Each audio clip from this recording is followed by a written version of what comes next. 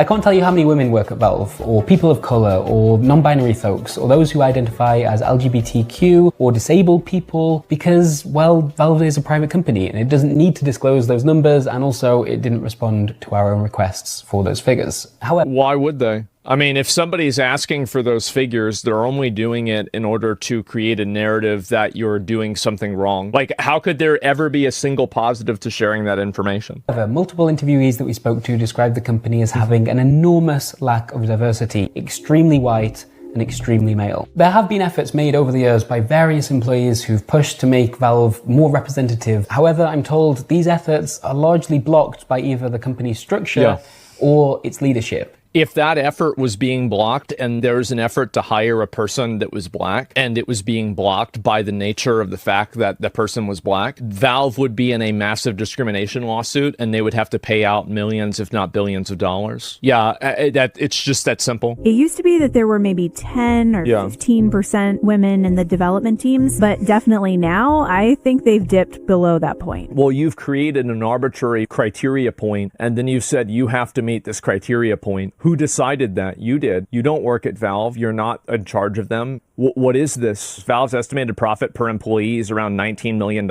making it one of the highest per employee profit figures among major tech companies. What they're doing works, and it outperforms all other people that are in the space. Hired on merit. Yeah, you always hire on merit. If you're not hiring on merit, you're setting yourself up to fail. The higher up you go, the whiter and male it becomes. The implication here is that being white is somehow a problem. If you replace the word of the people that you are trying to replace with the word of people that you think are protected, would your statement be bad? And if the answer is yes, then your statement is not theoretically bad, it is just simply bad. That compounds the issue, because part of making any field more diverse is that you have to start introducing diversity into it. Valve's not going to be... Well, I don't think that I feel like the entire premise of this is that it's a problem or that it's necessary. I don't think diversity is something that is a good or a bad thing. Having more diversity doesn't make something better and it doesn't make it worse either. It's just simply a collection of people. And there are already more middle-aged white guys in the games industry than any other group of people, so... Well, the premise of this is that it's a problem that there are middle-aged white guys in the gaming industry. I think that if you said there's a lot of young black women here,